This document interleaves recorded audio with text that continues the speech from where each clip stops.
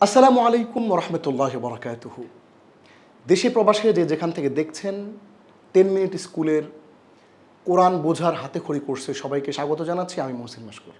আজকের ক্লাসে আমরা যেটি দেখব সূরা ইখলাস শিখি ও এর গুরুত্ব বুঝি।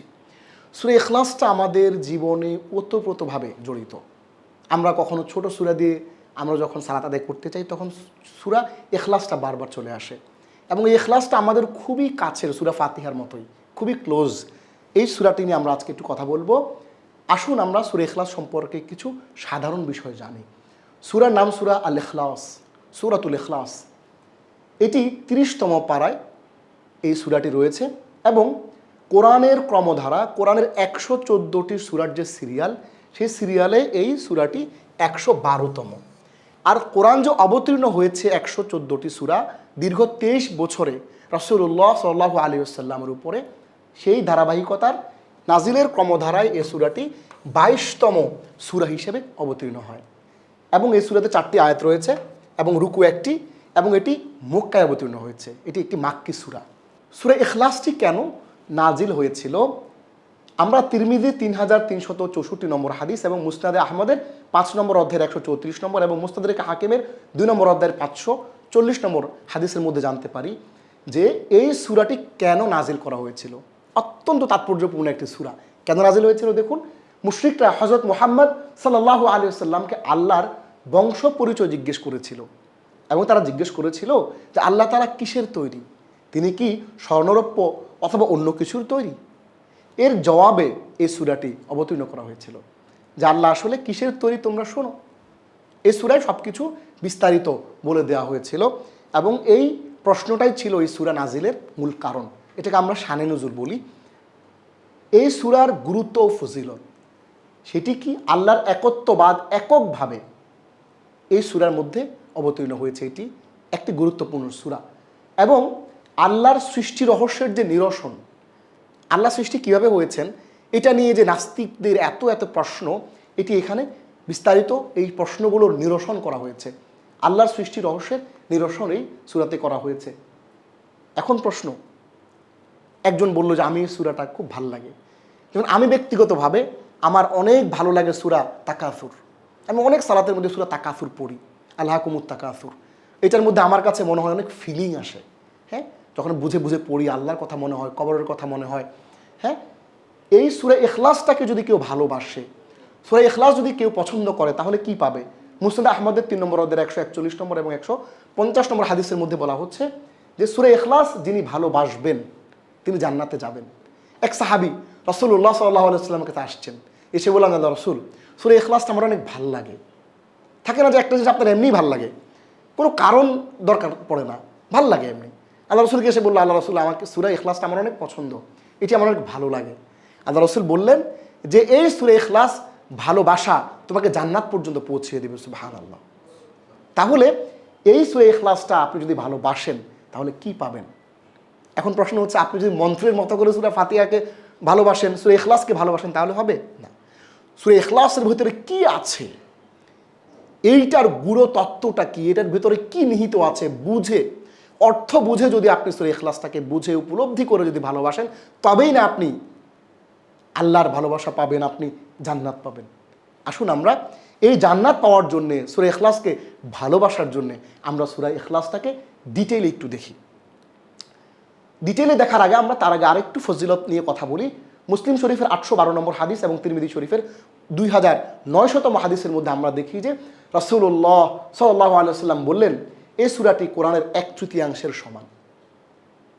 হাদিসটা এমন, রাসূল সাল্লাল্লাহু একবার সবাইকে বললেন যে সবাই তোমরা আসো তো, আমি তোমাদেরকে কোরআনের 1/3 শোনাবো। তো সাহাবায়ে কেরামদের মধ্যে যারা ছিলেন তখন সবাই ছুটে আসলেন যে দেখি তো একটু 1/3 কোরআনের এটা কি। তখন রাসূলুল্লাহ সাল্লাল্লাহু আলাইহি ওয়াসাল্লাম বললেন যে আমি তোমাদেরকে এখন একটা সূরা শোনাবো, এটি হলো কোরআনের 1/3। রাসূলুল্লাহ সাল্লাল্লাহু আলাইহি ওয়াসাল্লাম তখন সূরা ইখলাসটা পাঠ করে তাদেরকে শোনালেন। এই কারণেই দেখবেন আমরা কি করি, সূরা ফাতিহা একবার পড়ি এবং 3 বার সূরা ইখলাস পাঠ করি। 1/3 মানে হচ্ছে সূরা ইখলাস একবার পাঠ করলে অর্ধেক কোরআনের 1/3, আরও একবার পাঠ করলে অর্ধেক হয়ে গেল, আরও একবার পাঠ করলে পুরো কোরআন আপনার খতম হয়ে যাচ্ছে। এজন্য আমরা এই হাদিসের কারণেই কিন্তু আমরা এক খতম কোরআন বলি আর কি, সূরা ফাতিহা এবং 3 বার ইখলাস আমরা পড়তে পারি, কোনো অসুবিধা নাই। তাহলে এইটার ফজিলত হচ্ছে এটা কোরআনের 1/3 সমান। সূরা ইখলাস বালা মুসিবত থেকে বাঁচিয়ে রাখার জন্য যথেষ্ট। আবু দাউদের হাদিস 5082তম, তিরমিজির হাদিস 3575তম এবং নাসাইর 7852 নম্বর হাদিসের মধ্যে রাসূলুল্লাহ সাল্লাল্লাহু আলাইহি ওয়াসাল্লাম বলেছেন, সূরা ইখলাস, সূরা ফালাক এবং সূরা নাস, এই তিনটা সূরা তোমরা যদি নিয়মিত পড়ো, এটি তোমাদের সকল বিপদ আপদ থেকে, বালা মুসিবত থেকে বাঁচিয়ে রাখার জন্য যথেষ্ট। এজন্য আমরা যখন ভয় পাই তখন আমরা সূরা ইখলাস পড়ি, সূরা ফালাক পড়ি, সূরা নাস পড়ি।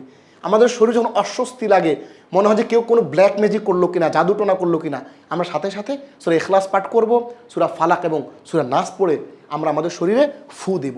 এরকম ফু দিয়ে আমরা এরকম করে পুরো শরীরের মধ্যে আমরা মুছে দেব। এটি রাসূলুল্লাহ সাল্লাল্লাহু আলাইহি ওয়াসাল্লাম আমাদেরকে শিখিয়েছেন। সূরা ইখলাসের আলোচ্য বিষয় কি? তাওহীদ তথা আল্লাহর একত্ববাদ সম্পর্কে আলোচনা, আল্লাহর 5টি মৌলিক গুণের কথা এই সূরাতে বলা হয়েছে। এবার আসুন আমরা শব্দে শব্দে শিখি সূরা ইখলাস। প্রথম আয়াত, কুল হুয়াল্লাহু আহাদ। কুল বলো, হুয়াল্লাহ তিনি আল্লাহ, হুয়া তিনি, আল্লাহ আল্লাহ, আহাদ এক ও অদ্বিতীয়। আল্লাহ রাসূলকে বলছে, আল্লাহ রাসূল আপনি বলে দেন। তারা যে প্রশ্ন করছে আমি কিসের তৈরি, আমি কেমন, আমি কি স্বর্ণরৌপ্যের তৈরি নাকি নাকি, এই ডিটেইলটা আপনি বলে দেন। কুল, হে আল্লাহ রাসূল আপনি বলে দেন, হুয়াল্লাহ তিনি আল্লাহ, আহাদ এক অদ্বিতীয়, তার কোনো অল্টারনেটিভ নাই, শুরু নাই, শেষ নাই, তার কোনো পার্টনার নাই, তার কোনো খাইতে হয় না, ঘুমাইতে হয় না, কিছুই নাই, তিনি এক অদ্বিতীয়। দ্বিতীয় আয়াতে আমরা জানছি আল্লাহুস সামাদ, আল্লাহ। এই সামাদ শব্দটি আপনি যদি তাফসিরে দেখেন আপনি হয়রান হয়ে যাবেন। এই সামাদ শব্দটা এতটা স্পেসিফিক ওয়ার্ড, কারণ নাম যদি সামাদ রাখে এইটা অনুচিত, আব্দুস সামাদ রাখা যাবে, কিন্তু সামাদ নাম রাখা যাবে না। সামাদ শব্দের অর্থ হচ্ছে কারো মুখাপেক্ষী নন, সকলেই তার মুখাপেক্ষী। অর্থাৎ আল্লাহ কারো মুখাপেক্ষী না, কারো উপর ডিপেন্ডেন্ট না। আপনি খাইতে হইলে কেউ একজন খাবার সেটা পাকাবে, আপনি খাবেন, অথবা একটা শস্য হবে, শস্য থেকে আপনি খাবার গ্রহণ করবেন। আল্লাহর কোনো কিছুই লাগে না, আল্লাহ খান না, আল্লাহ ঘুমান না। সুতরাং আল্লাহুস সামাদ, আল্লাহ কারো মুখাপেক্ষী নন, বরঞ্চ পৃথিবীর সকল সৃষ্টি আল্লাহর মুখাপেক্ষী। তাহলে আল্লাহ কি, আল্লাহ কিভাবে, আল্লাহ কেন, সব কিছু কিন্তু এই ইখলাসের মধ্যে বলে দেওয়া হচ্ছে। আল্লাহুস সামাদ, আল্লাহ কারো মুখাপেক্ষী নন, সকলেই তার মুখাপেক্ষী। লাম ইয়ালিদ, তিনি কাউকেই জন্ম দেন নাই, ওয়ালাম ইউলাদ, এবং তাকেও জন্ম দেওয়া হয় নাই। অর্থাৎ আল্লাহ নিজে কাউকে জন্ম দেন না, তাকেও আল্লাহ জন্ম দেননি।